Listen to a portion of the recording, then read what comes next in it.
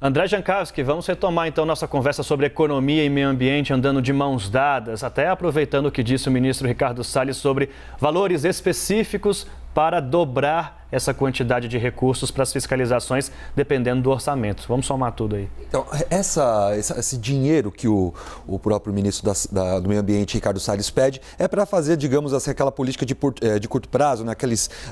Aquela ajuda de curto prazo para diminuir o número de carbono. Quando a gente pega o longo prazo, quando a gente começa a imaginar de fato o impacto positivo que essas medidas pró-meio ambiente podem trazer para o Brasil, a gente vê cifras ainda maiores. Então, o Brasil pode ganhar muito mais. Então, a gente separou aqueles números que a gente está te comentado, 2,8 trilhões de reais em impactos na economia até 2030. Isso representaria um acréscimo de mais 15% ao PIB do Brasil até 2030. Esses dados são da WRI, que é uma consultoria lá dos Estados Unidos que fez esse levantamento. Então, com empresas investindo aqui em diferentes setores, até mesmo setores que nem existem, isso poderia gerar 2 milhões de novos empregos para o Brasil até 2030. Então, mais 2 milhões de empregos. Então, o Brasil ele pode ser um protagonista nessa agenda verde. Conversei recentemente com o presidente da ThyssenKrupp, que é uma indústria, atua em vários segmentos da indústria. Eles estão investindo muito em hidrogênio verde. Estão inaugurando uma planta lá na Arábia Saudita ao custo de 7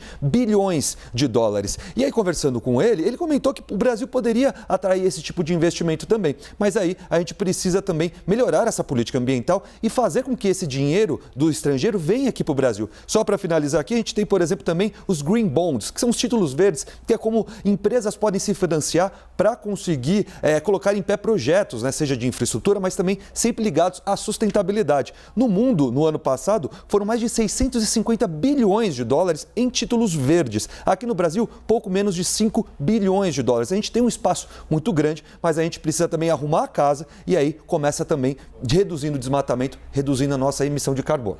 O presidente Jair Bolsonaro, André, ele falou muito também das energias alternativas que a gente tem aqui, né? Qual o impacto hoje em dia as energias alternativas têm para que a gente consiga, inclusive, eliminar outro tipo de carvão, por exemplo, que faz mal para o meio ambiente? O Brasil ele tem mais de 80% da sua energia limpa, né? Então a gente lembra das hidrelétricas. A hidrelétrica, apesar de ter um impacto ambiental grande, né? Quando você vai fazer as obras, você tem uma energia limpa, não deixa de ser uma energia limpa, só que aqui no Brasil ainda tem dependência das energias térmicas. Mas aqui no Brasil já está investindo bastante, por exemplo, lá no Nordeste, quem pega rodovias por lá já vê todas aquelas pás eólicas. A gente também tem um grande potencial de energia solar aqui no Brasil, principalmente geração distribuída, que são aquelas placas solares em cima de telhados, em cima de prédios, que ainda está engatinhando no Brasil. Mas o que pedem, por exemplo, as empresas desses segmentos? Mais incentivos financeiros, né? Mais incentivos tributários, porque não adianta você falar que tem uma tecnologia do futuro se agora ela é muito cara, que é o caso do hidrogênio verde que eu comentei.